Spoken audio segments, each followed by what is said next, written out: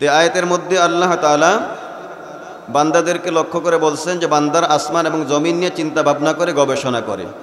তা আমাদের সমাজের মধ্যে অনেকেই আমরা মনে করি যে এই কালামে হাকিম শুধুমাত্র এটা তেলাওয়াতের জন্য তেলাওয়াতের কিতাব। বিশেষ করে রমজান মাস আসলে পরে আমরা কে কয় খতম দিয়েছি রমজান শেষে বা রমজানে বসে বসে আমরা গল্প গুজব করি যে আমি এত খতম দিয়েছি, আমার উমুক ছেলে এত খতম দিয়ে। নফল তেলাওয়াত করলে প্রত্যেকটা হরফের বিনিময়ে আল্লাহ সুবহানাহু ওয়া তাআলা কমপক্ষে 10টা করে নেকি দান করেন নামাজের বাহিরে তেলাওয়াত করলে। কিন্তু আল্লাহ রব্বুল আলামিন কোরআনুল কারীমের বিভিন্ন আয়াতের মধ্যে বলেছেন যে এই কোরআন শুধু খতমের কিতাব নয়, এই কোরআন শুধু জারফুকের কিতাব নয়, এই কোরআন শুধু তেলাওয়াতের কিতাব নয়, বরং এই কোরআন হলো গবেষণার কিতাব। আল্লাহ তাআলা সূরা মুহাম্মদের এক আয়াতের মধ্যে বলেছেন আফালা ইয়াতাদাব্বারুনাল কুরআন আম আলা কুলুবিন আকফালুহা। ওই সমস্ত লোক তারা কেন কোরআন নিয়ে গবেষণা করে না? তাদের অন্তরগুলোকে তালাবদ্ধ। অর্থাৎ আল্লাহ তাআলা যারা কোরআন নিয়ে গবেষণা করে না, কোরআন চর্চা করে না, কোরআনকে বোঝার চেষ্টা করে না, আল্লাহ রব্বুল আলামিন তাদের অন্তরটাকে তালাবদ্ধ অন্তরের সাথে তুলনা করেছেন। তালাবদ্ধ ঘরের ভিতর যেমন মানুষ যাইতে পারে না স্বাভাবিকভাবে, তো এই তালাবদ্ধ অন্তরের মধ্যে আল্লাহ তাআলার মারিফতের নূর ঢুকতে পারে না। এজন্য কোরআনুল কারীমের তেলাওয়াত শিক্ষা করতে হবে, কোরআনুল কারীমের অর্থ শিক্ষা করতে হবে, কোরআনুল কারীমের গবেষণা কারীম নিয়ে নিজের সাধ্য অনুপাতে গবেষণা করতে হবে। তাহলে আল্লাহ রব্বুল আলামিন আমাদের দুনিয়ার জীবন সুন্দর করবেন, আখিরাতের জীবন আল্লাহ তাআলা সুন্দর করবেন। এই যে গবেষণা, চিন্তা, ফিকির করা, এই ফিকিরের অনেক দাম। সূরা নাহলের মধ্যে কোরআনুল কারীমের গবেষণার ব্যাপারে আলোচনা করতে গিয়ে আল্লাহ রব্বুল আলামিন 19 নম্বর পারা সুলাইমান আলাইহিস সালাতু ওয়াস সালামের ঘটনা বর্ণনা করেছেন যে সুলাইমান আলাইহিস সালাতু ওয়াস সালাম ওনার বিশাল বাহিনী নিয়ে তিনি পরিভ্রমণে বের হলেন। সূরা নামলের মধ্যে আল্লাহ তাআলা এই ঘটনা উল্লেখ করেছেন। লম্বা ঘটনা, সেদিকে যাওয়ার ইচ্ছা না। তো সুলাইমান আলাইহিস সালাতু ওয়াস সালাম যখন ওনার বিশাল সিংহাসন নিয়ে তিনি আকাশ দিয়ে উড়ে যাচ্ছেন, এক পিপিলিকার উপত্যকায় পৌঁছার পরে ওই পিপিলিকার সর্দার সে তার দলবলকে লক্ষ্য করে একটা ভাষণ দিল। ওই ভাষণটা আল্লাহ তাআলা কোরআনুল কারীমের মধ্যে কোট করেছেন। আল্লাহ তাআলা ইরশাদ করেন وقالت نملة يا أيها النمل ادخلوا مساكنكم لا يحطمنكم سليمان। যে পিঁপড়ার সর্দার সে তার দলবলকে লক্ষ্য করে বলল যে হে পিঁপড়া জাতি, আমার সম্প্রদায়, তোমরা তোমাদের গৃহের মধ্যে ঢুকে যাও। কারণ সুলাইমান আলাইহিস সালাতু ওয়াস সালাম যে বিশাল সিংহাসনের বহর নিয়ে আসছে, যদি তারা এখানে অবতরণ করে তাহলে তোমরা তাদের পায়ের তলে পিষ্ট হয়ে যাবে, তাদের কোনো খোঁজ খবরও থাকবে না। তো পিঁপড়া তার জাতিকে বাঁচানোর জন্য ফিকির করলো, পিঁপড়ার লিডার যে ছিল তার জাতি যেন সুলাইমান আলাইহিস সালাতু ওয়াস সালামের বাহিনীর পদতলে পিষ্ট হয়ে ধ্বংস হয়ে না যায়। এই ফিকিরে সে তার জাতিকে সতর্ক করলো যে তোমরা যদি জানে বাঁচতে চাও, তোমরা যদি তোমাদের প্রাণ রক্ষা করতে চাও, তাহলে নিজ নিজ গৃহে তোমরা প্রবেশ করে নাও। এই যে চিন্তা এবং ফিকির করলো, আল্লাহ তাআলার কাছে পিঁপড়ার সর্দারের এই চিন্তাটা, এই ফিকিরটা অত্যন্ত পছন্দনীয় হয়েছে।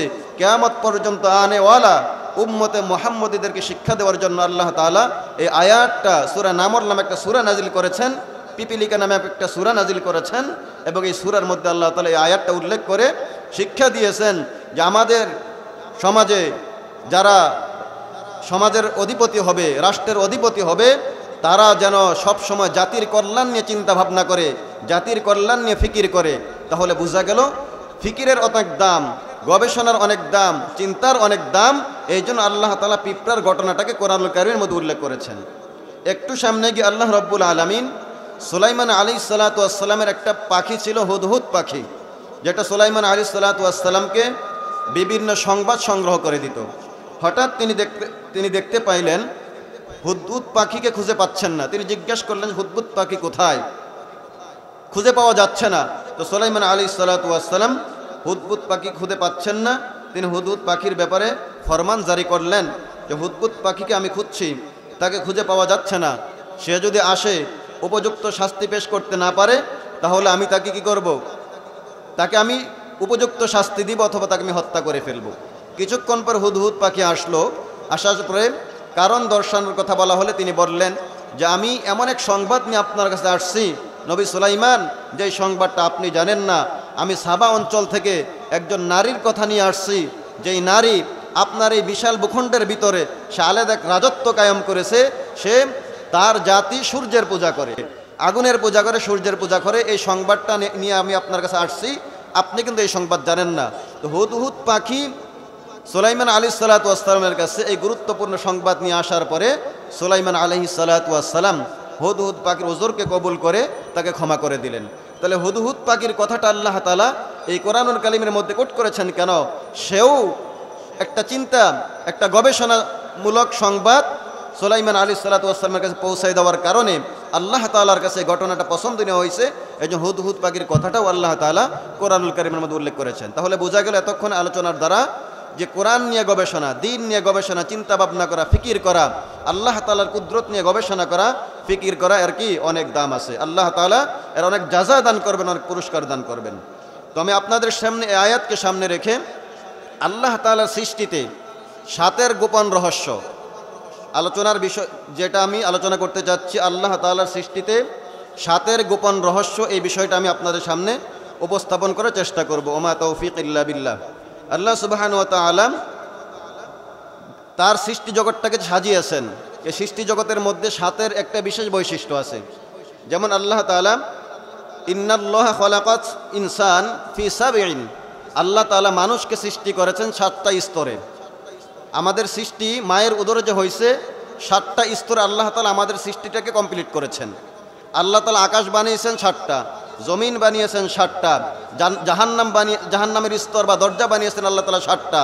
এইভাবে আল্লাহ তাআলা সৃষ্টিতে অথবা দৈনন্দিন জীবনে আমাদের মুসলমানদের জন্য আল্লাহ তাআলা এমন কিছু কাজ দিয়েছেন, এমন কিছু আমল দিয়েছেন, যেই কাজগুলো, যে আমলগুলো সাথে সাথে সম্পৃক্ত। ইনশাআল্লাহ আমরা এই বিষয়টা আলোচনা শুনব। তো প্রথমে আমরা, যেহেতু আল্লাহ তাআলা সৃষ্টি নিয়ে গবেষণা, আল্লাহ তাআলাকে আমরা আল্লাহ তাআলার পরিচয় একটু কোরআনুল কারীম থেকে জেনে নেই।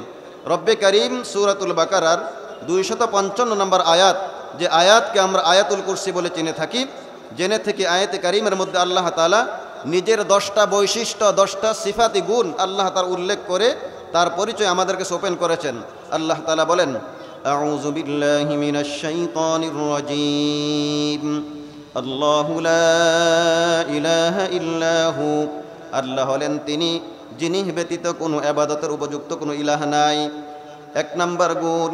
2 নম্বর গুণ আল হাইয়ু, তিনি চিরঞ্জীব। আল্লাহ তাআলা চিরদিনের জন্য জীবিত। তিনি অতীত থেকে ছিলেন, বর্তমানে আছেন, ভবিষ্যতেও থাকবেন। আল্লাহ তাআলার কখনো মৃত্যু নাই, মৃত্যু আল্লাহ তাআলাকে স্পর্শ করবে না। আল কাইয়ুম, 3 নম্বর গুণ হলো আল্লাহ তাআলা হলেন চিরধারক।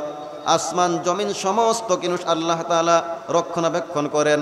এগুলো রক্ষণাবেক্ষণ করতে গিয়ে আল্লাহ তাআলার কোনো বেগ পেতে হয় না, তিনি হলেন চিরধারক। 4 নম্বর গুণ আল্লাহ তাআলা এই আয়াতে কারীমের মধ্যে বলছেন, লা তাখুযুহু সিনাতুন ওয়ালা নাওম, আল্লাহ হলেন এমন এক সত্তা যাকে ঘুম স্পর্শ করে না, তন্দ্রাও যাকে স্পর্শ করে না। আল্লাহ তাআলার ঘুমও নাই, আল্লাহ তাআলার তন্দ্রাও নাই। ঘুম হলো আমরা চোখ বন্ধ করে ঘুমিয়ে যাই, দুনিয়ার কোনো খবর থাকে না। আর তন্দ্রা হলো ঘুমের আগে যে ঝিমুঝি ভাবটা আসে, এটাকে বলা হয় তন্দ্রা। তো আল্লাহ তাআলা এমন একজন সত্তা যার তন্দ্রাও নাই, ঘুমও নাই, তন্দ্রাও নাই, ঘুমও নাই। আমরা মানুষ, আমাদের তন্দ্রাও আসে, ঘুমও আসে। তো আল্লাহ তাআলা 4 নম্বর গুণ বর্ণনা করেছেন যে লা তাখুযুহু সিনাতুন ওয়ালা নাওম, আমি আল্লাহ এমন একজন সত্তা যার তন্দ্রাও নাই, ঘুমও নাই, ঘুম এবং তন্দ্রা আমাকে স্পর্শ করে না। লাহু মা ফিস সামাওয়াতি ওয়া মা ফিল আরদ, আকাশ এবং জমিনে যা কিছু আছে সব কিছু আল্লাহ তাআলার জন্য, তিনি সব কিছুর মালিক।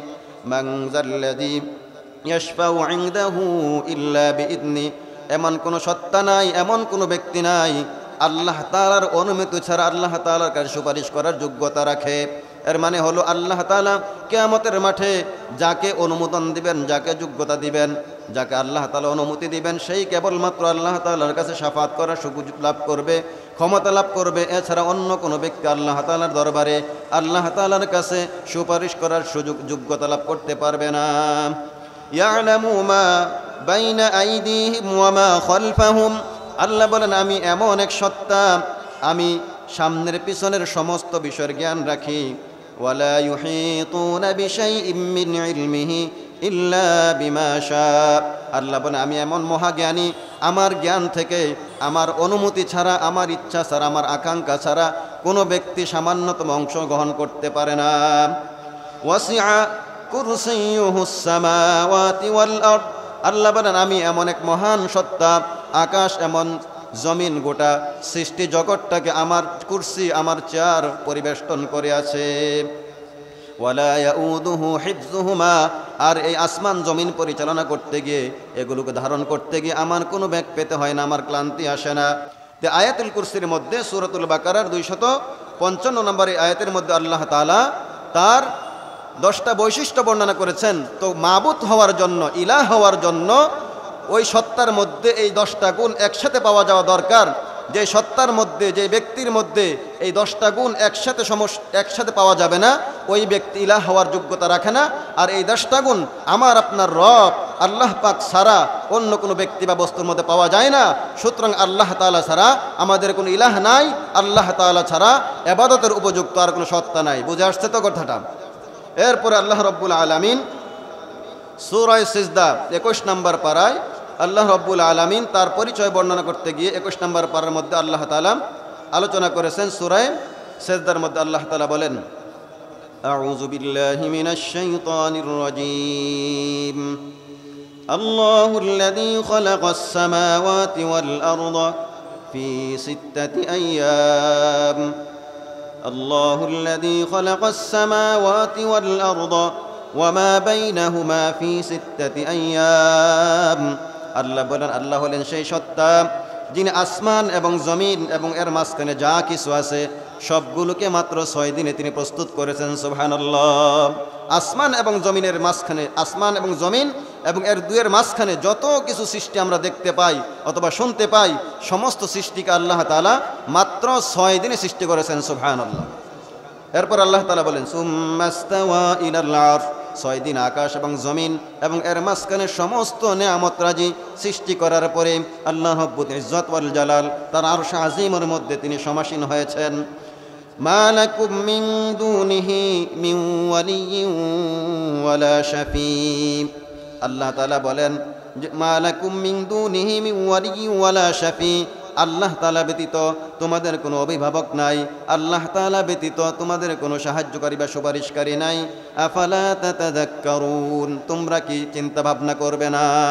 তোমরা কি উপদেশ গ্রহণ করবে না? ইউদাব্বিরুল আমরা মিনাস সামাই ইলাল আরদ, আকাশ থেকে জমিন পর্যন্ত সমস্ত বিষয় আল্লাহ তাআলা পরিচালনা করেন। সুম্মা ইয়ারজু ইলাইহি ফি ইয়াউমিন কানা মিকদারুহু 50 আলফ সানা, মিকদারুহু আলফ সানাতিন মিম্মা তাউদ্দুন, অতঃপর সমস্ত বিষয় এমন এক দিনে আল্লাহ তাআলার কাছে প্রত্যাবর্তন করবে, ফিরে যাবে, যেই দিনের গণনা তোমাদের হিসাব মতে 1000 বছরের সমান। অর্থাৎ কিয়ামতের দিন আমাদের গণনা হিসেবে 1000 বছর যত সময় হয়, কিয়ামতের দিনের একদিন হবে ততটুকু সময়। আমাদের গণনায় 1000 দিনের সমান হবে, কিয়ামতের একদিনের সমান।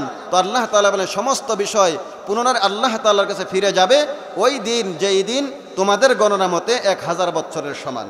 এরপর আল্লাহ রব্বুল ইজ্জত ওয়াল জালাল বলেন, যালিকা আলিমুল গায়বি ওয়াশ শাহাদা, এগুলো হলো অদৃশ্য আলিমুল গায়বি, গায়বের জ্ঞান, ওয়াশ শাহাদাতি এবং সাক্ষ্য, আল আজিজুর রহিম, যিনি পরাক্রমশালী করুণাময়, আল্লাযী আহসানা কুল্লা শাইইন খালাকাহু, যিনি সমস্ত জিনিসকে সৃষ্টি করেছেন উত্তম অবয়ব দিয়ে, ওয়া বাদা খালকাল ইনসানি মিন তিন, যিনি মানুষের সৃষ্টির সূচনা করেছেন মাটি থেকে। সুম্মা জাআলা নাসলাহু মিন সুলালাতিন মিন মাইন মাহিন, অতঃপর মানুষের বংশের ধারাবাহিকতা আল্লাহ তাআলা চালু করেছেন মাটির নির্যাস থেকে। মিন সুলালাতিন মিন মাইন মাহিন, তুচ্ছ পানির নির্যাস থেকে। সুম্মা সাওয়াহু, অতঃপর সেই মানুষকে তিনি পরিমিত করেছেন, সুসমিত করেছেন। ওয়া নাফাখা ফীহি মির রূহিহি, তার মধ্যে তিনি তার রূহকে ফুঁকে দিয়েছেন। ওয়া জাআলা লাকুমুস সামআ ওয়াল আবসারা ওয়াল আফইদা, ওই মানুষের মধ্যে রূহ ফুঁকে দেওয়ার পরে আল্লাহ তাআলা বলেন, ওয়া জাআলা লাকুমুস সামআ, আমি তোমাদেরকে দৃষ্টিশক্তি দান করেছি, আমি তোমাদেরকে শ্রবণ শক্তি দান করেছি, ওয়াল আবসার, দৃষ্টিশক্তি দান করেছি, ওয়াল আফইদা, এবং তোমাদেরকে বুঝশক্তি দান করেছি। কলিলাম মা তাশকুরুন, কিন্তু তোমরা মানুষ খুব কমই আল্লাহ তাআলার কৃতজ্ঞতা আদায় করো, শুকরিয়া আদায় করো। এভাবে আল্লাহ রাব্বুল আলামিন কোরআনুল কারীমের অসংখ্য আয়াতের মধ্যে আল্লাহ তাআলা তার পরিচয় ব্যক্ত করেছেন। যেমন সূরা নূরের এক আয়াতের মধ্যে আল্লাহ তাআলা বলেন, তার পরিচয় দিতে গিয়ে বলেন, আল্লাহুল্লাযী খালাকা কুল্লা দাব্বাতিন মিম্মা ফামিনহুম মান ইয়ামশি আলা বাতনিহি ওয়া মিনহুম মান ইয়ামশি আলা রিজলাইন ওয়া মিনহুম মান ইয়ামশি আলা আরবা' ইয়াখলুকুল্লাহু মা ইয়াশা ওয়াল্লাহু আলা কুল্লি শাইইন কাদির। আল্লাহ বলেন, আমি আল্লাহ এমন একজন সত্তা যিনি সব কিছু সৃষ্টি করেছেন। তিনি সমস্ত চতুষ্পদ জন্তুকে সৃষ্টি করেছেন। এই চতুষ্পদ জন্তুগুলোর মধ্যে আল্লাহ তাআলা সৃষ্টির মধ্যে কিছু কিছু সৃষ্টি এমন আছে যেগুলো তাদের পেটের মধ্যে ভর করে চলে, ঠিক কিনা বলেন? সাপ কিসে ভর করে চলে?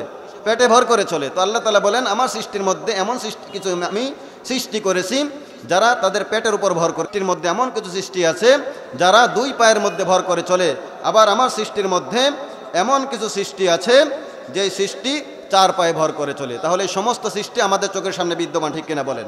তো এইভাবে আল্লাহ রাব্বুল আলামিন কোরআনুল কারীমের মধ্যে তার আরও পরিচয় ব্যক্ত করতে গিয়ে আল্লাহ তাআলা বলেন, ইন্নাল্লাহা ইউমসিকুস সামাওয়াতি ওয়াল আরদা আন তাজুলা ওয়ালা ইন যালাতা ইন আমসাকাহুমা মিন আহাদিম মিন বা'দি ইন্নাহু কানা হালিমান গফুরা।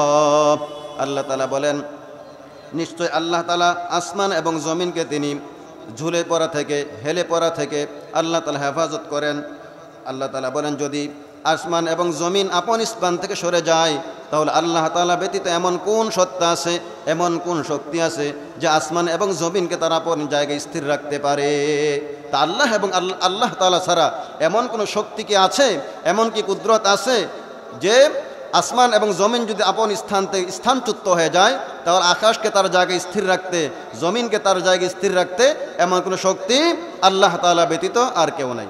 এভাবে আল্লাহ রাব্বুল আলামিন কোরআনুল কারীমের মধ্যে আরও তার পরিচয় ব্যক্ত করতে গিয়ে আল্লাহ তাআলা বলেছেন, সূরা জুমারের মধ্যে আল্লাহ তাআলা বলতেছেন, আল্লাহু ইয়াতাওয়াফাল আনফুসা হিনা মাউতিহা ওয়াল্লাতী লাম তামুত ফী মানামিহা ফায়ুমসিকুল্লাতী ক্বাদা আলাইহাল মাউতা ওয়া ইউরসিলুল উখরা ইলা আজালিম মুসাম্মা ইন্না ফী যালিকা লাআয়াতিন লিকাওমিন ইয়াতাফাক্কারুন। আল্লাহ বলেন, আমি আল্লাহ এমন একজন সত্তা। আল্লাহ তাআলা বলেন, আল্লাহু ইয়াতাওয়াফাল আনফুসা হিনা মাউতিহা, তোমরা যখন মৃত্যুবরণ করো, মৃত্যুর সময় আল্লাহ রাব্বুল আলামিন তোমাদের আত্মাকে, তোমাদের রূহকে তিনি কবজ করে নেন। ওয়াল্লাতী লাম তামুত ফী মানামিহা, তোমাদের মধ্য থেকে, ওয়াল্লাতী লাম তামুত ফী মানামিহা, ঘুমের মধ্যে যারা মৃত্যুবরণ করে না, ফায়ুমসিকুল্লাতী ক্বাদা আলাইহাল মাউতা, অতঃপর আল্লাহ তাআলা যাদের জন্য মৃত্যুর ফয়সালা করেন তাদের আত্মাকে আল্লাহ তাআলা কবজ করে রেখে দেন। ওয়া ইউরসিলুল উখরা ইলা আজালিম মুসাম্মা, আর যাদের জন্য মৃত্যুর ফয়সালা হয় না, আল্লাহ বলেন আমি নির্দিষ্ট সময়ের জন্য তার আত্মাকে তার মধ্যে ফিরাই দেই। অর্থাৎ আল্লাহ তাআলা এখানে বোঝাতে চাইছেন যে আমরা যখন আমাদের আত্মা আল্লাহ তাআলার কাছে চলে যায়, আল্লাহ তাআলা কুদরতিভাবে আমাদের আত্মাকে কবজ করে রাখেন। কবজ করে রাখার পরে যার জন্য মৃত্যুর ফয়সালা হয়ে যায়, আল্লাহ তাআলা আত্মাটাকে ওই যে কবজ করেছেন আর ছেড়ে দেন না, ওইভাবে রেখে দেন। তার ফলশ্রুতিতে সকালবেলায় তার জন্য ঘোষণা হয়ে যায় অমুক লোকটা ঘুমের মধ্যে মারা গেছে।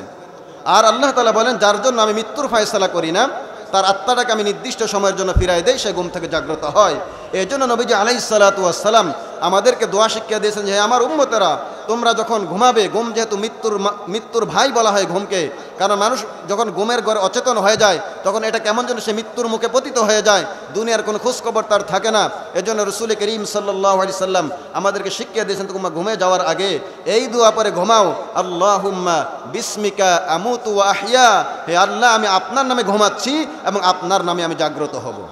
আবার যখন তোমরা ঘুম থেকে জাগ্রত হইবা তখন যেহেতু আল্লাহ তাআলা তোমার আত্মাটাকে কবজ করার পরে আবার তোমাকে জন্য জীবিত করার ফয়সালা করে দিয়েছেন, তোমাকে দুনিয়াতে চলাফেরা করার মতো সুযোগ করে দিয়েছেন, তুমি ঘুম থেকে সুস্থ দেহবন নিয়ে জাগ্রত হওয়ার সুযোগ পেয়েছো। এই জন্য আল্লাহ তাআলা কৃতজ্ঞতা আদায় করো।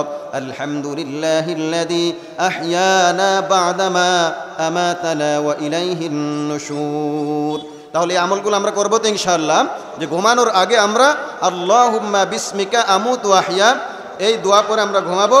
আর যখন আমরা ঘুম থেকে জাগ্রত হব তখন আলহামদুলিল্লাহিল্লাযী আহইয়ানা বা'দামা আমাতানা ওয়া ইলাইহিন নুশুর এই দোয়া পরে আমরা ঘুম থেকে জাগ্রত হওয়ার শুকরিয়া আদায় করব, যে আল্লাহ তাআলা যে আমাদেরকে ঘুম থেকে জাগ্রত করেছেন এর কৃতজ্ঞতা আদায় করব। এভাবে যদি সারা রাতভর শুধু কালামে পাক থেকে আল্লাহ তাআলার আল্লাহ শব্দ দিয়ে আমি আপনাদেরকে আল্লাহ তাআলার পরিচয় দেই, সারা রাত শেষ হয়ে যাবে। কারণ আল্লাহ রব্বুল আলামিন কুরআনুল কারীমের প্রায় 1000 জায়গায় আল্লাহ শব্দ উল্লেখ করেছেন। আল্লাহ শব্দ উল্লেখ করে করে আল্লাহ তাআলা তার পরিচয় আমাদের সামনে ওপেন করেছেন। তাহলে বোঝা গেল শুধু আল্লাহ শব্দ দিয়ে যদি আল্লাহ তাআলার পরিচয় দেওয়া যায় তাহলে রাত্রি শেষ হয়ে যাবে, পরিচয় দেওয়া শেষ হবে না। আল্লাহ শব্দটা হলো এমন একটা শব্দ, এটা হলো ইসমে জামেদ বলা হয়। এই শব্দটাকে ভাঙ্গা যায় না, ছিঁড়া যায় না, টুকরা টুকরা করা যায় না। আপনি প্রত্যেকটা ওয়ার্ডকে, প্রত্যেকটা শব্দকে আলাদা করেন, প্রত্যেকটা অক্ষরের মাধ্যমে আল্লাহ তাআলার পরিচয় কোরআন থেকে দেওয়া সম্ভব। যেমন আল্লাহ শব্দ দিয়ে এতক্ষণ পর্যন্ত আপনাদের সামনে আমি আল্লাহ তাআলা পরিচয় দিলাম। আল্লাহ শব্দের শুরু থেকে যদি আলিফটা ফেলে দেই থাকে লিল্লাহ, আল্লাহ তাআলা কোরআনুল কারীমের মধ্যে লিল্লাহ শব্দ দিয়ে তার পরিচয় দিয়েছেন। লিল্লাহি মা ফিস সামাওয়াতি ওয়া মা ফিল আরদ ওয়া ইন তুবদু মা ফি আনফুসিকুম আও তুখফুহু ইউহাসিবকুম বিহিল্লাহ। লিল্লাহ শব্দ দিয়ে আল্লাহ তাআলা তার পরিচয় দিয়েছেন। লিল্লাহ শব্দ থেকে যদি আমরা একটা লাম ফেলে দেয় থাকে লাহু, আল্লাহ তাআলা বলেন লাহু মা ফিস সামাওয়াতি ওয়া মা ফিল আরদ, আকাশ এবং জমিন এবং এর মাঝখানে যা কিছু আছে সব কিছুর মালিক কে? সব কিছুর মালিক কে? আল্লাহ। তো আল্লাহ তাআলা আল্লাহ শব্দ থেকে আলিফ ফেলে দিলাম থাকলো লিল্লাহ, লিল্লাহ থেকে লাম ফেলে দিলাম থাকলো লাহু, লাহু দিয়েও আল্লাহ তাআলার পরিচয় দেওয়া যায়। একটা লাম আমরা ফেলে দিলাম থাকে হু, আল্লাহ রব্বুল আলামিনের পরিচয় শুধু হু শব্দ দিয়ে কোরআনুল কারীম থেকে দেওয়া যায়। অনেকগুলো আয়াতের মধ্যে আল্লাহ তাআলা বলেছেন, যেমন আল্লাহ তাআলা বলেন হুয়াল আউয়ালু ওয়াল আখিরু ওয়াজ জাহিরু ওয়াল বাতিন ওয়া হুয়া বিকুল্লি শাইইন আলিম। তিনি প্রথম, তিনি শেষ, তিনি প্রকাশ্য, তিনি গোপন। প্রকাশ্য যিনি, গোপন তিনি, প্রথমে যিনি, শেষেও তিনি। আল্লাহ তাআলা বলেন ওয়া হুয়া বিকুল্লি শাইইন আলিম, সমস্ত কিছুর জ্ঞান আল্লাহ তাআলার আয়ত্তাধীন। হুয়াল্লাযী খালাকাস সামাওয়াতি ওয়াল আরদা ফি সিত্তাতি আইয়াম সুম্মা ইসতাওয়া আলাল আরশ। আল্লাহ হলেন সেই সত্তা যিনি আকাশ এবং জমিনকে মাত্র 6 দিনে সৃষ্টি করেছেন, অতঃপর তিনি তার আরশে আজিমের মধ্যে সমাসীন হয়েছেন।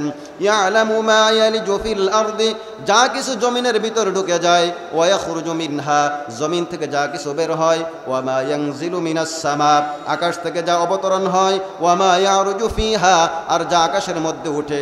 আল্লাহ বলেন আমি আল্লাহ এমন জ্ঞানী, আমি সব কিছুর খবর রাখি। সুবহানাল্লাহ। জমিনে আমরা বীজ বপন করি, জমিনের ভিতরে কোন বীজটা বপন করা হলো মাটির নিচে গিয়ে আছে আল্লাহ তাআলা জানেন। ওই জমিন থেকে কি বের হয়, কোন চারা গাছটা উৎপন্ন হয়, এটাও আল্লাহ তাআলা জানেন। আকাশ থেকে যে পানি বর্ষণ হয় আল্লাহ তাআলা এটাও জানেন। আর পানি বাষ্প আকার আকাশের মধ্যে উঠে যায় এটাও আল্লাহ তাআলা জানেন। সমস্ত কিছুর জ্ঞান আল্লাহ তাআলার কাছে আছে। এরপর আল্লাহ তাআলা বলতেছেন ওয়া হুয়া মাআকুম আইনা মা কুনতুম, বান্দা তোমরা যেখানেই থাকো না কেন আমি আল্লাহ সেখানেই আছি। ওয়াল্লাহু বিমা তা'মালুনা বাসীর, তোমরা যে কাজ করো, যে আমল করো, আমি আল্লাহ তোমাদের সমস্ত কাজগুলোকে প্রত্যক্ষ করছি। লাহু মুলকুস সামাওয়াতি ওয়াল আরদ, আসমান এবং জমিনের রাজত্ব হলো তার, আসমান এবং জমিনের মালিকানা হলো তার। ওয়া ইলাল্লাহি তুরজাউল উমুর, সমস্ত বিষয় তার কাছে ফিরে যাবে। ইউলিজুল লাইলা ফিন নাহার ওয়া ইউলিজুন নাহারা ফিল লাইল, তিনি রাত্রিকে দিনের ভিতরে ঢুকায় দেন, দিনকে রাত্রের ভিতরে ঢুকায় দেন। ওয়া হুয়া ইয়ালামু ওয়া হুয়া আলিমুম বিযাতিস সুদূর, আল্লাহ তাআলা অন্তরের গোপন বিষয়ের খবর পর্যন্ত রাখেন। বলি সুবহানাল্লাহ। এভাবে আল্লাহ তাআলার ইসমে জামেদ, ইসমে জাত, আল্লাহ শব্দ দিয়ে সারা রাত ব্যাপী পরিচয় দিলে পরিচয় শেষ হবে না। এছাড়াও আল্লাহ তাআলা বিভিন্ন আঙ্গিকে তার কুদরতের কথা প্রকাশ করে করে আমাদের কাছে তার পরিচয় ব্যক্ত করেছেন। যেমন কোরআনুল কারীমে সূরা ইয়াসিনের মধ্যে আল্লাহ তাআলা বলেছেন লাশ-শামসু ইয়ানবাগী লাহা আন তুদরিকাল কমারা ওয়ালাল লাইলু সাবিকুন নাহার ওয়া কুল্লুন ফি ফালাকিন ইয়াসবাহুন। প্রবল জ্ঞানী হইবে যাহারা, আপন মনে বুঝিবে তাহারা। চন্দ্র বাঁধে না সূর্যের গায়েতে, সূর্য পারে না চন্দ্রকে ধরিতে।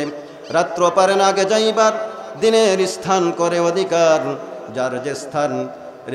যার যে স্থান বহাল রাখিয়া ভ্রমণ করছে খোদাকে ডরিয়া। ঠিক কিনা বলেন? যে সূর্য ওঠার কথা ছিল, সূর্য ওঠে না, চাঁদ উঠে গেছে, এমনটা কি দেখা গেছে? দেখা যায় না।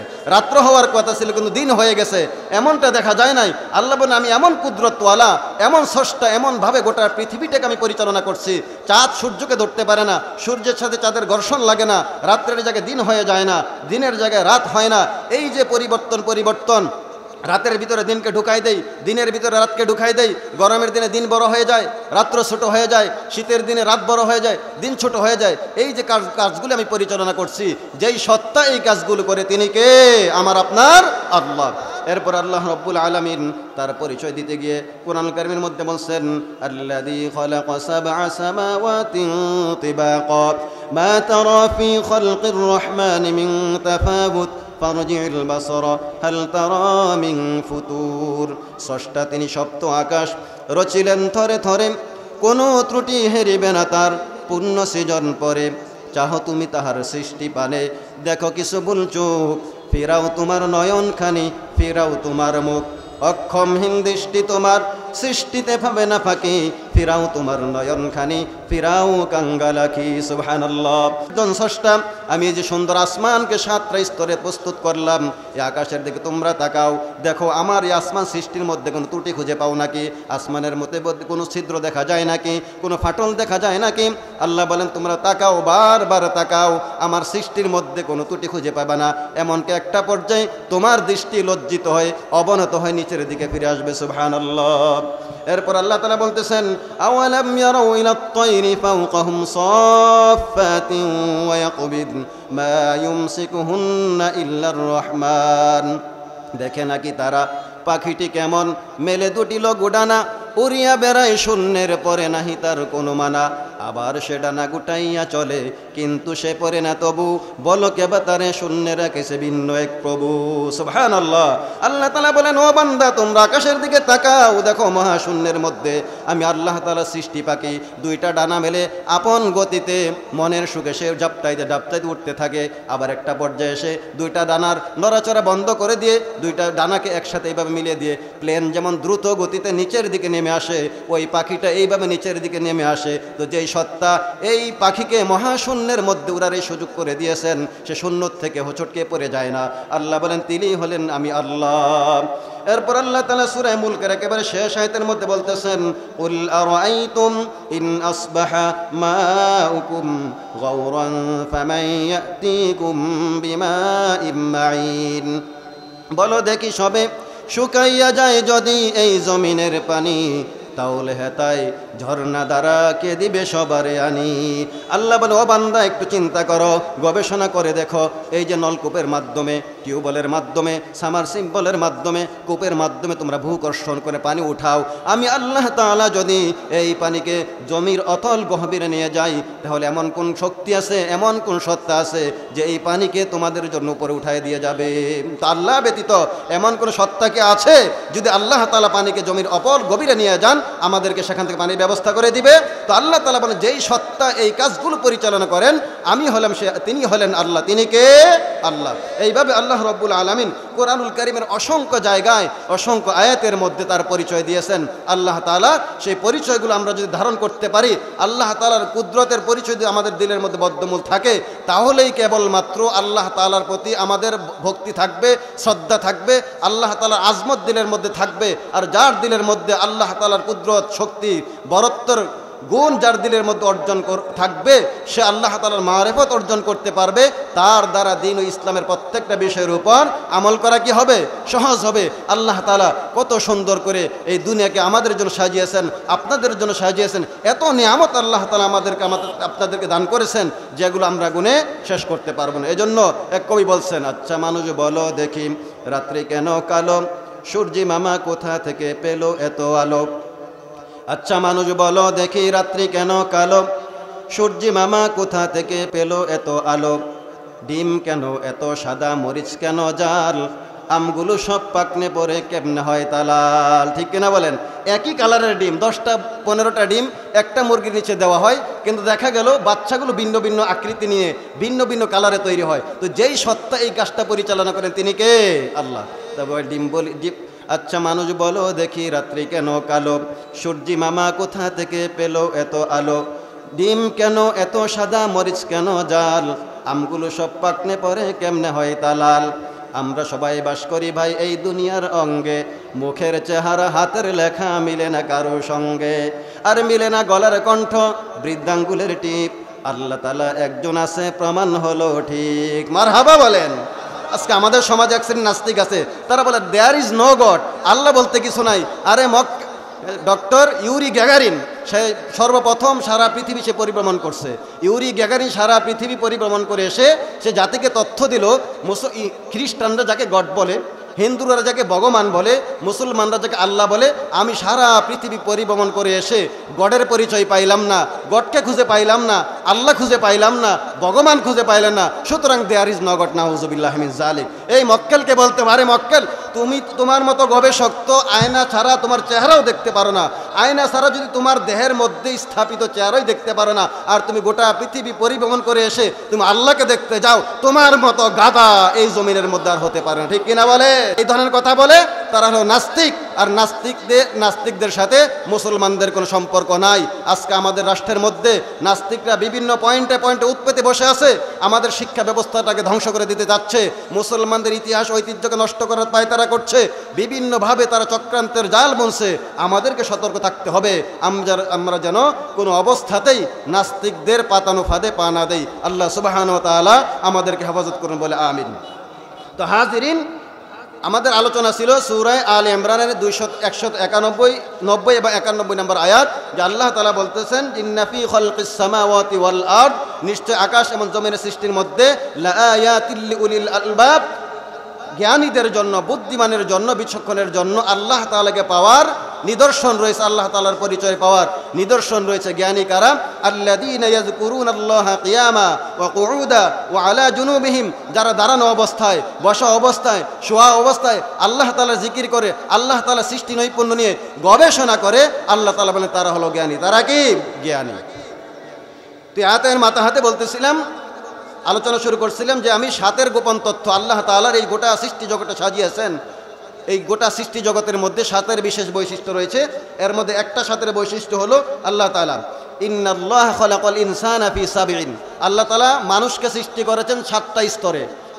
আপনি সকলে আদম আলাইহিস সালাতু ওয়াস সালাম ছাড়া আমরা সকলেই মায়ের পেটের ভিতরে 7টা স্তরে জন্মগ্রহণ করেছি। আল্লাহ তাআলা আমাদের জন্মের সূচনা থেকে একবারে কমপ্লিট মানুষ আকারে মায়ের পেট থেকে বের হওয়ার আগ পর্যন্ত 7টা স্তরে মায়ের পেটের ভিতরে আল্লাহ তাআলা আমাদেরকে কী করেছেন? সৃষ্টি করেছেন। আল্লাহ তাআলা কোরআনুল কারীমের অসংখ্য আয়াতের মধ্যে আমাদের সৃষ্টির অবস্থা সম্পর্কে আলোচনা করেছেন। যেমন সূরা বাকারার এক আয়াতের মধ্যে আল্লাহ তাআলা বলেন কাইফা তাকফুরুনা বিল্লাহ, কাইফা তাকফুরুনা বিল্লাহ, ও বান্দা তোমরা কিভাবে আমি আল্লাহ তাআলার নাফরমানি করো।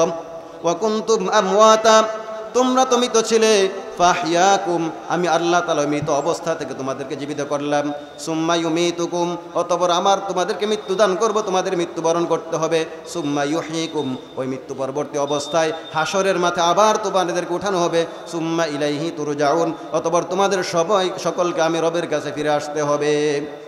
তাহলে এই আয়াতের মাধ্যমে বোঝা গেল একটা সময় আমরা কি ছিলাম? মৃত ছিলাম, নির্জীব ছিলাম। ওই নির্জীব অবস্থা থেকে, মৃত অবস্থা থেকে আল্লাহ তাআলা আমাকে আপনাকে সজীবতা দান করছেন, জীবন দান করেছেন। সুবহানাল্লাহ। সূরা দাহরের প্রথম আয়াতের মধ্যে আল্লাহ তাআলা বলছেন হাল আতা আলাল ইনসান হিনুম মিনাদ দাহরি লাম ইয়াকুন শাইআম মাযকুরা, ও মানুষ চিন্তা করে দেখো না, তোমার হায়াতে জিন্দিগিটা, তোমার জীবনের পূর্বে এমন একটা অবস্থা কি তোমার জীবন থেকে গত হয়ে যায় নাই, যেই সময়টাতে তুমি উল্লেখযোগ্য কোনো বস্তু হিসেবে পরিগণিত হতা না। তুমি এমন একটা অবস্থায় ছিলে, মায়ের পেটে আসার পরেও 120 দিনের আগ পর্যন্ত দুনিয়ার কোনো চিকিৎসা বিজ্ঞানই তথ্য দিতে পারে নাই তুমি কি সন্তান ছেলে হবে নাকি মেয়ে হবে, সুস্থ হবে না অসুস্থ হবে, বিকলাঙ্গ হবে নাকি সুস্থ দেহ নিয়ে তুমি দুনিয়ার মধ্যে আসবে, এই তথ্য দুনিয়াতে কেউ নিতে পারে নাই। তুমি একটা অনুল্লেখ বস্তু হিসেবে তুমি পরিগণিত ছিলে, কেউ তোমার খোঁজখবর পর্যন্ত জানতো না। আল্লাহ তাআলা বলেন অনুল্লেখ বস্তু থেকে আমি আল্লাহ তোমাকে সৃষ্টি করেছি। এরপর আল্লাহ তাআলা বলেন ফালইয়ানজুরিল ইনসানু মিম্মা খুলিক, মানুষের চিন্তা করা উচিত, মানুষ যেন লক্ষ্য করে কিভাবে তাকে সৃষ্টি করা হলো। খুলিকা মিন মাইন দাফিক, তাকে সৃষ্টি করা হয়েছে সবেগে স্খলিত এক নাপাক পানি থেকে। ইয়াখরুজু মিন বাইনিস সুলবি ওয়াত তারাইব, যেই পানিটা পিতার পৃষ্ঠদেশ থেকে মায়ের বক্ষপাঞ্জর থেকে বক্ষপাঞ্জর থেকে বের হয়েছে, ওই তুচ্ছ নাপাক পানি থেকে মানুষকে সৃষ্টি করা হয়েছে। তো আল্লাহ বলেন প্রত্যেকটা মানুষের চিন্তা করা উচিত, লক্ষ্য করা উচিত, গবেষণা করা উচিত যে তাকে কোন জিনিস থেকে সৃষ্টি করা হয়েছে।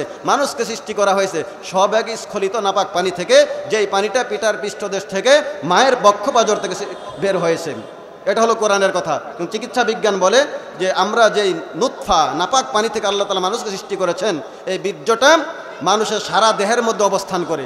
তাহলে বাহ্যিক দৃষ্টিতে কোরআনের সাথে বৈপরীত্য দেখা যায়। কোরআন বলছে পিতার পিঠ থেকে মায়ের বুক থেকে বের হয়, আর বিজ্ঞান বলে গোটা দেহের মধ্যে এটা অবস্থান করে। তো বাহ্যিক দৃষ্টিতে যদিও এর মধ্যে বৈপরীত্য দেখা যায়, আসলে এখানে কোনো বৈপরীত্য নাই।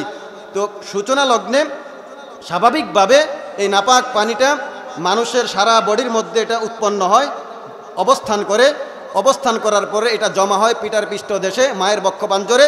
ওই বিশেষ মুহূর্তে মা বাবা যখন মিলিত হয়, তখন আল্লাহ রব্বুল আলমিনের কুদরতে ওই পানিটা পিতার পৃষ্ঠ থেকে বের হয়ে মায়ের রেহেমের মধ্যে চলে যায়, আর মায়ের বক্ষপাঞ্জর থেকে বের হয়ে সেটা বাচ্চাদানিতে চলে যায়। আল্লাহ তাআলা বলেন এইভাবে আমি আল্লাহ তাআলা এই নাপাক পানি থেকে তোমাকে সৃষ্টি। আল্লাহ কোরআনুল কারীমের মধ্যে অন্য আয়াতের মধ্যে বলেছেন আল্লাহুল্লাযী আখরাজাকুম মিন বুতুনি উম্মাহাতিকুম লা তা'লামুনা শাইআ। আল্লাহ বলেন আমি এমন একজন সত্তা, তোমাদেরকে তোমাদের মায়ের পেট থেকে এমনভাবে বের করে নিয়ে আসছি যেই ব্যাপারে তোমাদের কোনো জ্ঞান নাই, তোমাদের কোনো ধারণা নাই। তা আমরা কিভাবে মায়ের পেট থেকে আসছি এটাকে আমরা বলতে পারবো? আমরা কেউ বলতে পারবো না। আল্লাহ তাআলা বলেন যে আমি তোমাদের জ্ঞানের বাইরে কুদরতিভাবে তোমাদের মায়ের পেট থেকে তোমাদেরকে নিয়ে আসছি। আল্লাহ তাআলা বলেন কিভাবে আল্লাহ আমাকে আপনাকে সৃষ্টি করেছেন। ইয়া আইয়ুহাল ইনসান, হে মানব মণ্ডলী, মা গররাকা বিরব্বিকাল কারীম, কোন জিনিস তোমাদেরকে তোমাদের রব আল্লাহ তাআলার ব্যাপারে দোকার মধ্যে ফেললো। আল্লাযী খালাকাকা, যিনি তোমাদেরকে সৃষ্টি করেছেন। ওয়াসাওয়াকা ফাআদালাক, তোমাদেরকে সুষমিত করেছেন, তোমাদের গঠনকে পূর্ণাঙ্গ করেছেন। ফি আইয়ি সূরাতিম মা শাআ রাক্কাবাক, অতঃপর তিনি তার পছন্দনীয় আকৃতিতে তোমাদেরকে সৃষ্টি করেছেন। বলি সুবহানাল্লাহ। সূরা আল ইমরানের শুরুতে আল্লাহ তাআলা বলেন হুয়াল্লাযী ইউসাউবিরুকুম ফিল আরহামি মা ইয়াশা। হুয়াল্লাযী, আল্লাহ তাআলা বলেন হুয়াল্লাযী ইউসাউবিরুকুম ফিল আরহামি কাইফা ইয়াশা। আল্লাহ বলেন আমি এমন একজন সত্তা, আমি আমার ইচ্ছা অনুযায়ী তোমাদেরকে তোমাদের মায়ের উদরের মধ্যে আমার ইচ্ছা অনুযায়ী চেহারা দিয়ে, অবয়ব দিয়ে, আকৃতি দিয়ে আমি আল্লাহ তাআলা সৃষ্টি করেছি। সুবহানাল্লাহ। আচ্ছা বলেন তো দেখি, পৃথিবীর মধ্যে এমন কোনো চিত্রশিল্পী আছে যে পানির মধ্যে ছবি অঙ্কন করতে পারে? পানির মধ্যে ছবি অঙ্কন করতে পারে এমন কোন চিত্রশিল্পী আছে? শুনেছেন, দেখেছেন? পানির মধ্যে অনেক শিল্পী আছে, দেওয়ালের মধ্যে ছবি আঁকে, কাগজের মধ্যে ছবি আঁকে, কিন্তু পৃথিবীর মধ্যে আপনি তালাশ করে দেখবেন পৃথিবীর কোনো জায়গায় এমন শিল্পীর সন্ধান খুঁজে পাওয়া যাবে না যে শিল্পী পানির মধ্যে ছবি আঁকছেন। পানির মধ্যে ছবি আঁকছেন এমন শিল্পী খুঁজে পাওয়া যাবে না। কিন্তু আমার আপনার রব, আপনার প্রভু আল্লাহ রব্বুল আলামিন এমন স্রষ্টা, যিনি আমাকে আপনাকে সৃষ্টি করেছেন পানির মধ্যে। তিনি আপনার অবয়বকে, চেহারাকে, নমুনাকে প্রস্তুত করেছেন পানির মধ্যে, তিনি নকশা তৈরি করেছেন। সুবহানাল্লাহ। পানির মধ্যে আপনার নকশা তৈরি হয়েছে, এবং এমন একটা জায়গায় যেই জায়গাটা তিনটা অন্ধকার। কয়টা অন্ধকার? তিনটা অন্ধকারের ভিতরে, যেখানে কোনো আলোর সন্ধান নাই, তিন অন্ধকারের ভিতরে পানির মধ্যে আল্লাহ তাআলা আপনার চেহারার নমুনা তৈরি করেছেন। সুবহানাল্লাহ। সুবহানাল্লাহ বলেন না? আল্লাহ তাআলার কুদরতের কথা শুনলে সুবহানাল্লাহ বললে আল্লাহ তাআলার পবিত্রতা বর্ণনা করতে হয়। আল্লাহু আকবারের ধ্বনি নিয়ে আল্লাহ তাআলার বরত্ব বর্ণনা করতে হয়। তো আল্লাহ বলেন আমি এমন একজন সত্তা, পানির মধ্যে তিনটা অন্ধকারের মধ্যে আমি আল্লাহ তোমাদের অবয়বকে সৃষ্টি করেছি। কয়টা অন্ধকার? তিনটা অন্ধকার। আল্লাহ তাআলা বলেন ইয়াখলুকুকুম ফি বুতুনি উম্মাহাতিকুম, আল্লাহ বলেন তোমাদেরকে আমি সৃষ্টি করেছি বি বুতুনি উম্মাহাতিকুম, তোমাদের মায়ের পেটের ভিতরে। খলকম মিন বাদি খলকিন ফি যুলুমাতিন সালাস, একের পর এক তিনটা অন্ধকারের মধ্যে আমি আল্লাহ তাআলা তোমাদেরকে সৃষ্টি করেছি। বলি সুবহানাল্লাহ। তিনটা অন্ধকার, একটা হলো মায়ের পেটের অন্ধকার, 2 নাম্বার হলো জরায়ু প্রাচীরের অন্ধকার, 3 নাম্বার হলো বাচ্চাদানির অন্ধকার। কয়টা অন্ধকার হলো? পেটের অন্ধকার, পেটের ভিতরে জরায়ুর অন্ধকার, জরায়ের ভিতরে বাচ্চাদানি, আল্লাহ বলে এই তিনটা অন্ধকারের ভিতরে আমি আল্লাহ তাআলা আমার পছন্দ অনুযায়ী তোমাকে সৃষ্টি করেছি। কাইফা তাকফুরুনা বিল্লাহ, এত সুন্দর করে সৃষ্টি করার পরে বান্দা তুমি কিভাবে আমি আল্লাহ তাআলা নাফরমানি করো, কিভাবে আমি আল্লাহ তাআলা নাফরমানি করো। এইভাবে আল্লাহ রাব্বুল আলামিন অসংখ্য জায়গায় কোরআনুল কারীমের মধ্যে আমাদের সৃষ্টি নৈপুণ্য নিয়ে আলোচনা করেছেন। যে আলোচনাটা আজকে আমার মুখ্য বিষয় সেটা হলো আল্লাহ রাব্বুল আলামিনের পরে সূরা মুমিনুনের শুরুতে আমাদের সৃষ্টির 7টা স্তর, ধারাবাহিক 7টা স্তর আল্লাহ তাআলা আমাকে আপনাকে সৃষ্টি করেছেন। এই 7টা স্তরের কথা সূরা মুমিনুনের মধ্যে আল্লাহ তাআলা বলছেন। আল্লাহ তাআলা বলেন ওয়ালাকাদ খালাকনাল ইনসানা মিন সুলালাতিন মিন তিন। আল্লাহ বলে আমি মানুষকে সৃষ্টি করেছি মাটির নির্যাস থেকে। কিসের থেকে? মাটির নির্যাস থেকে। কিভাবে? আল্লাহ তাআলা বলেন সুম্মা জাআলনাহু নুতফাতান ফি করারিম মাকিন। আল্লাহ বলেন ওই মাটির নির্যাসটাকে আমি আল্লাহ বাচ্চাদানির ভিতরে, জরায়ুর ভিতরে নুতফা আকারে, নাপাক পানির আকারে আমি সেটাকে সংরক্ষণ করেছি একটা নিরাপদ জায়গায়। সুম্মা খালাকনান নুতফাতা আলাকা, ওই নাপাক পানিটাকে আমি আল্লাহ তাআলা রক্তের আকারে তৈরি করলাম। ফাখালাকনাল আলাকাতা মুদগা, অতঃপর ওই রক্তটাকে আমি আল্লাহ তাআলা, জমাট রক্তটাকে একটা গোস্তের পিণ্ড আমি তৈরি করলাম। ফাখালাকনাল আলাকাতা মুদগা ফাখালাকনাল মুদগাতা ইযামা। আল্লাহ বলেন অতঃপর ওই গোস্তের টুকরাটাকে আমি আল্লাহ তাআলা হাড্ডিতে রূপান্তরিত করলাম। ফাকাসাউনাল ইযামা লাহমা, অতঃপর ওই হাড্ডির উপরে আমি আল্লাহ তাআলা গোস্তের দ্বারা ঢাকনি দিলাম। বলেন সুবহানাল্লাহ। তো আল্লাহ তাআলা বলেন মানুষকে সৃষ্টি করেছি মাটির নির্যাস থেকে। প্রথমে ওই নির্যাসটাকে আমি নুতফা আকারে, বীর্য আকারে আমি বাচ্চাদানির ভিতরে আমি একটা নিরাপদ জায়গায় সংরক্ষণ করলাম। ওই বীর্যটাকে আমি রক্তপিণ্ডে পরিণত করলাম, রক্তটাকে গোস্তের টুকরায় পরিণত করলাম, গোস্তের টুকরাটাকে আমি হাড্ডি দ্বারা পরিবর্তন করলাম। অতঃপর ওই হাড্ডির উপরে আমি গোস্তের দ্বারা ছাউনি দিলাম, কঙ্কাল দেখা যাইতো। আল্লাহ তাআলা ছাউনি দিয়ে সুন্দর একটা মানুষ তৈরি করলেন। এরপর আল্লাহ তাআলা বলেন সুম্মা আনশানাহু খালকান আখার, অতঃপর আমি তোমাকে একটা পূর্ণাঙ্গ মানুষ হিসেবে, বাবার তো হলো আমি আল্লাহ তাআলা তোমাকে একটা পূর্ণাঙ্গ মানুষ হিসেবে দুনিয়াতে নিয়ে আসলাম, সৃষ্টি করলাম। ফাতাবারাকাল্লাহু আহসানুল খালিকিন, সুতরাং বরকতময় সেই সত্তা যিনি তোমাদেরকে সর্বোত্তম আকৃতি দিয়ে সৃষ্টি করেছেন। সুবহানাল্লাহ। তা আল্লাহ তাআলা সর্বোত্তম অবয়ব দিয়ে, সর্বোত্তম আকৃতি দিয়ে মাতৃ উদরে আমাদেরকে কয়টা স্তরে সৃষ্টি করেছেন? 7টা স্তরে সৃষ্টি করেছেন। হাদিস শরীফের মধ্যে আসছে আল্লাহর হাবিব সাল্লাল্লাহু আলাইহি ওয়াসাল্লাম ইরশাদ করেছেন মানুষ 40 দিন পর্যন্ত বীর্য আকারে থাকে, পরবর্তী 40 দিন সে রক্তপিণ্ডে পরিণত হয়, পরবর্তী 40 দিনে সে গোস্তের টুকরায় পরিণত হয়। এইভাবে প্রতি 40 দিনে মানুষের মধ্যে কি আসে? পরিবর্তন আসে। এখান থেকে আমাদের আহলে হক ওলামায়ে কেরাম অনেক সময় সাধনা দিয়ে থাকেন, যেমন হক্কানি পীর মাশায়েখগণ 40 দিনের সাধনা দেন, কারণ 40 দিনের মধ্যে মানুষের মধ্যে পরিবর্তনের একটা সিস্টেম আছে। তো কোনো ব্যক্তি যদি হক্কানি পীরের দরবারে তত্ত্বাবধানে থেকে, যেই পীর বন্ড পীর নয়, বেদাতি পীর নয়, মাজার পূজানি নয়, কোরআন এবং সুন্নাহর মাপকাঠিতে সঠিক বলে বিবেচিত, এমন পীরের তত্ত্বাবধানে কোনো ব্যক্তি 40 দিন সাধনা করে, এই 40 দিন সাধনা করার বদৌলতে আল্লাহ তাআলা ওই ব্যক্তিটার মধ্যে একটা পরিবর্তন দেন। 40 দিন দাওয়াত তাবলীগের মেহনত মসজিদের পরিবেশে থেকে করলে, এই 40 দিনের মেহনতে থাকার কারণে ওই ব্যক্তির মধ্যে আল্লাহ তাআলা একটা পরিবর্তন দান করেন। কারণ এই পরিবর্তনের সিস্টেমটা তার সৃষ্টির সূচনাতে ছিল, ঠিক কিনা বলেন? তাহলে আল্লাহ তাআলা আমাদেরকে মানুষ হিসেবে সৃষ্টি করেছেন। আমাদের সৃষ্টির স্তর কয়টা? 7টা। কয়টা স্তর? 7টা স্তর পাইলাম। এরপর আল্লাহ তাআলা সূরা আবাসার মধ্যে আমাদের সৃষ্টি 7 স্তরে সৃষ্টি করার পরে আল্লাহ তাআলা বলেন তোমাদের খাবার রাখছি 7টা স্তরে। 7 জিনিসের মধ্যে তোমাদের খাবার রাখছি। কয় জিনিসের মধ্যে বলেন? সৃষ্টি কয় স্তরে? 7 স্তরে। সৃষ্টি হলো 7 স্তরে, খাবারের ব্যবস্থা করছেন আল্লাহ তাআলা 7 স্তরের মধ্যে। আল্লাহ তাআলা বলেন ফালইয়ানজুরিল ইনসানু ইলা তুআমি, মানুষের লক্ষ্য করা উচিত, মানুষকে দেখা উচিত তার খাবারের প্রতি। অর্থাৎ আমরা দৈনন্দিন জীবনে যে খাবারগুলো গ্রহণ করে থাকি, আল্লাহ বলেন আমাদের প্রত্যেককে ওই খাবারের প্রতি একটু লক্ষ্য করা উচিত, আমরা কোন কোন জিনিস খাবার গ্রহণ করি। আল্লাহ তাআলা বলেন ফালইয়ানজুরিল ইনসানু ইলা তুআমি আন্না সাবাবনাল মাআ সাব্বা, আল্লাহ বলেন আমি আকাশ থেকে বৃষ্টি বর্ষণ করি মুষলধারে। সুম্মা শাকাকনাল আরদা শাক্কা, অতঃপর ওই বৃষ্টি দ্বারা আমি জমিনকে ফাটাই দেই। ফামবাতনা ফিহা হাব্বা, ওই জমিনের মাধ্যমে, ওই জমিন থেকে আমি আল্লাহ তাআলা ওই বৃষ্টির পানির মাধ্যমে আমি আল্লাহ তাআলা শস্য উৎপাদন করি। ওয়া ইনাবান, আমি আঙ্গুর উৎপাদন করি।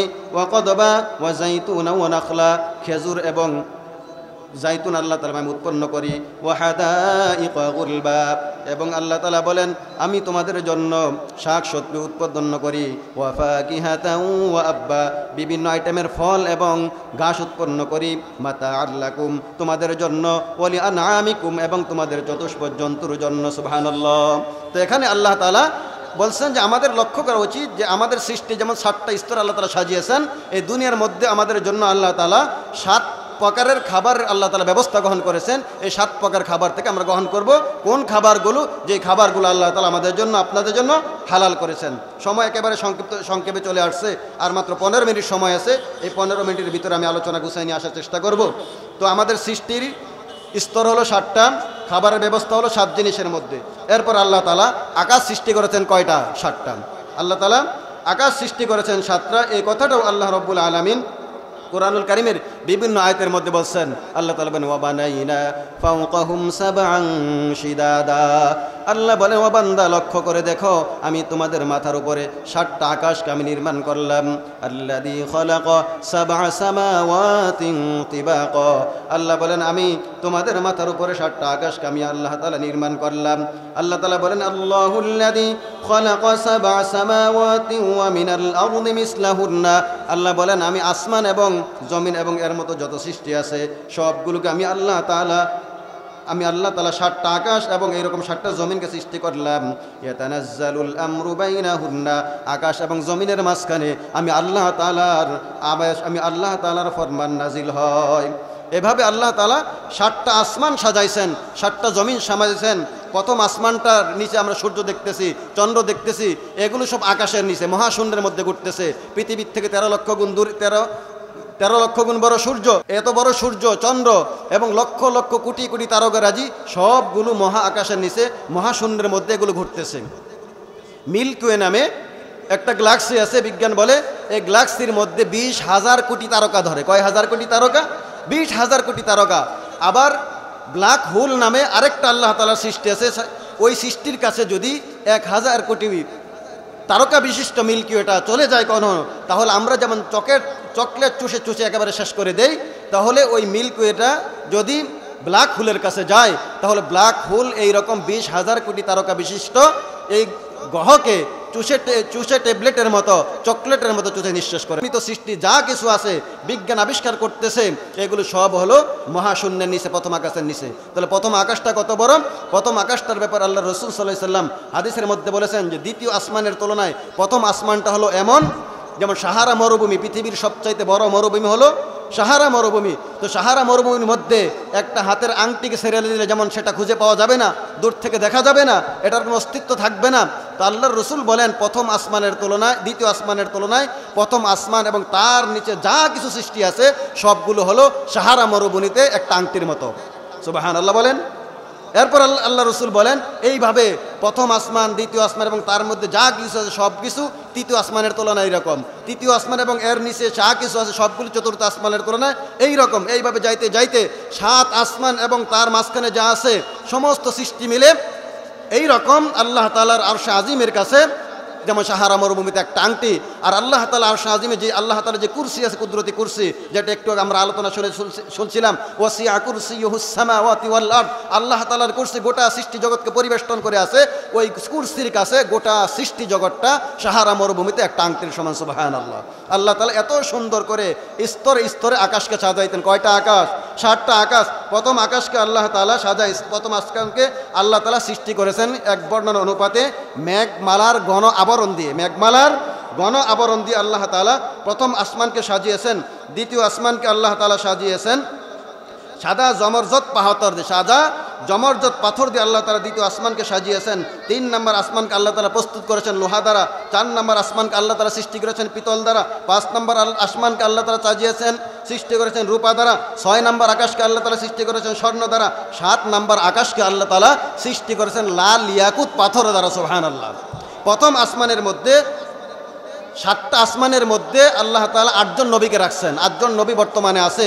রাসূল করিম সাল্লাল্লাহু আলাইহি সাল্লাম যখন মেরাজে গমন করলেন, তখন এই 7 আসমানের মধ্যে, 7 আকাশের মধ্যে 8 জন নবীর সাথে আমার আপনার নবী সাক্ষাৎ করে আসছে। সুবহানাল্লাহ বলেন।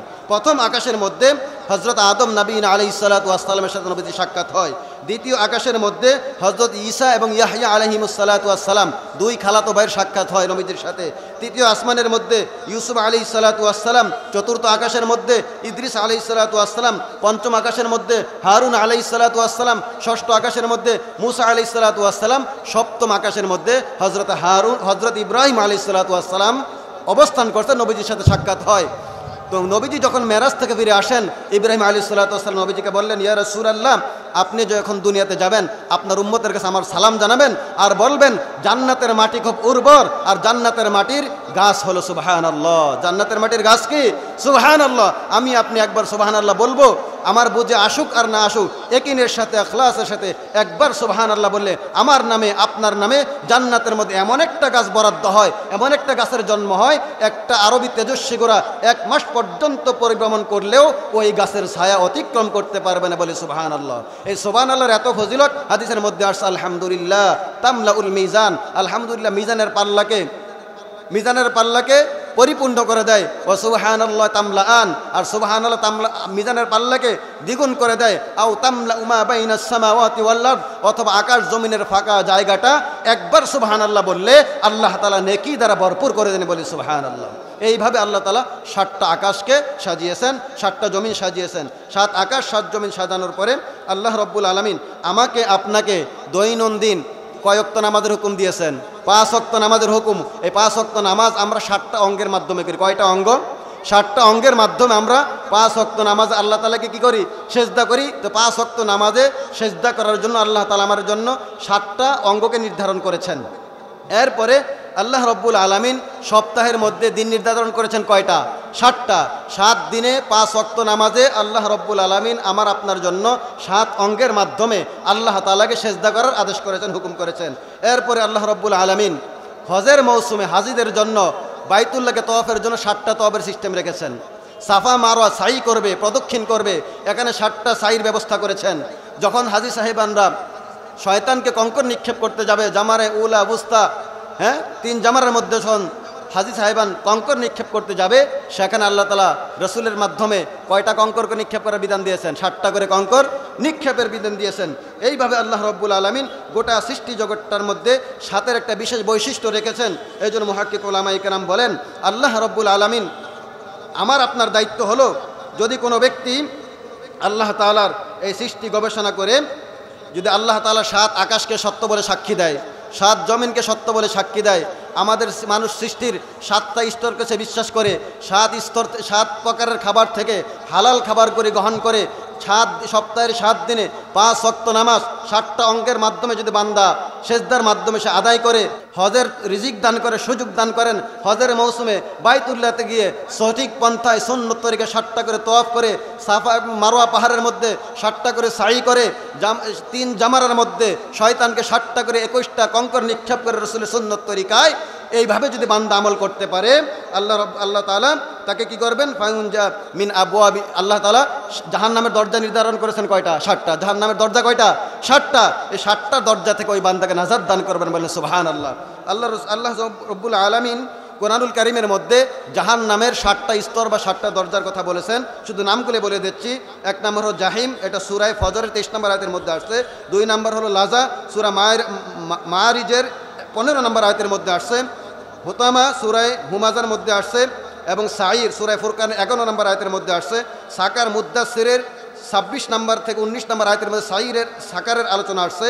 জাহিম সূরা শুআরার 91 নম্বর আয়াতের মধ্যে জাহান্নামের একটা স্তর আল্লাহ তাআলা জাহিম বলে উল্লেখ করেছেন, এবং সূরা কারিয়ার মধ্যে আল্লাহ তাআলা জাহান্নামের একটা স্তরকে হাবিয়া বলে উল্লেখ করেছেন। এইভাবে 7টা জাহান্নামকে আল্লাহ তাআলা অপরাধীদের জন্য সাজিয়েছেন। তো যদি কোনো বাক্তা 7 আসমানকে অস্বীকার করে, 7 জমিনকে অস্বীকার করে, সৃষ্টি নৈপুণ্যে 7টা স্তরে অস্বীকার করে, 7 প্রকার খাবার থেকে হালাল খাবার গ্রহণ না করে হালাল খাবার গ্রহণ করে, দৈনন্দিন সপ্তাহের 7 দিনে 7 অঙ্গের মাধ্যমে আল্লাহ তাআলাকে সিজদাকে অস্বীকার করে, হজের সামর্থ্য থাকা সত্ত্বেও হজের মধ্যে গিয়ে বাইতুল্লাহ তওয়াফ করে না, সাফা মারওয়া সাই করে না, জামারাতে গিয়ে শয়তানকে 60টা করে কঙ্কর নিক্ষেপ করে না, জাহান্নামে 60টা দরজাকে সে অস্বীকার করে, এই ধরনের ব্যক্তিকে আল্লাহ তাআলা কোথায় পৌঁছায় দিবেন?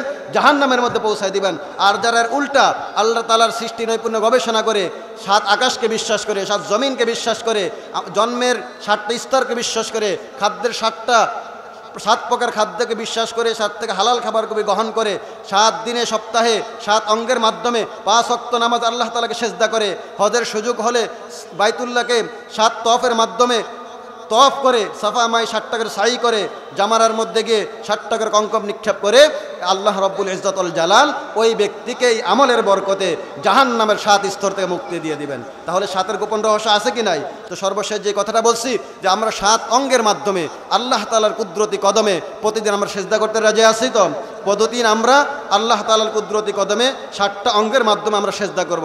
কারণ যদি 7 অঙ্গের মাধ্যমে সেজদা করতে না পারি তাহলে আমাদের জন্য জাহান্নাম অপেক্ষা করছে, জাহান্নামের ভয়াবহ আযাব অপেক্ষা করছে। কারণ আল্লাহ তাআলা যখন জাহান্নামীদেরকে জাহান্নামে দিয়ে দিবেন, জান্নাতীদেরকে জান্নাতে দিয়ে দিবেন, তখন জান্নাতীরা জাহান্নামীদেরকে জিজ্ঞেস করবে যে ভাই আমরা তো একই সমাজে বসবাস করতাম, তুমি যেই বাজারে বাজার সদাই করতাম আমি তো সেই বাজারে বাজার সদাই করতাম, তুমি যেই স্কুলে লেখাপড়া করছো, যেই প্রতিষ্ঠানে লেখাপড়া করছো আমিও তো সেখানে লেখাপড়া করছি, তুমি যেখানে চাকরি করেছো আমি তো সেখানে লেখাপড়া করছি, আজকে আমি জান্নাতে তোমরা জাহান্নামে গেলা কেন? জান্নাতীরা যখন জাহান্নামীদেরকে এই প্রশ্ন করবে, জাহান্নামীদেরকে জান্নাতীরা বলবে মা সালাকাকুম ফি সাকর, ও জাহান্নামবাসীরা কোন জিনিস তোমাদেরকে সাকির নামক জাহান্নামের মধ্যে নিয়ে গেল? জাহান্নামীদেরকে যখন জান্নাতীরা এই প্রশ্ন করবে, জাহান্নামীরা জাহান্নাম থেকে জান্নাতীদের প্রশ্নের উত্তরে বলবে মা সালাকাকুম ফি সাকর ক্বালু লাম নাকু মিনাল মুসাল্লিন। জাহান্নামীরা বলবে এক নাম্বার অপরাধ ছিল দুনিয়াতে আমরা মুসল্লি ছিলাম না, আমরা নামাজি ছিলাম না, বেনামাজি ছিলাম। নামাজ না পড়ার কারণে আল্লাহ রব্বুল ইজ্জত আজকের এই হাসরের ময়দানে বিশাল ফায়সালা করার মাধ্যমে আমাদের জন্য জাহান্নামের ব্যবস্থা করে দিয়েছেন। তো নামাজ না পড়ার কারণে জাহান্নামীরা জাহান্নামে যাবে, এটা হলো 4টা বিশেষ কারণ, 1 নম্বর কারণ।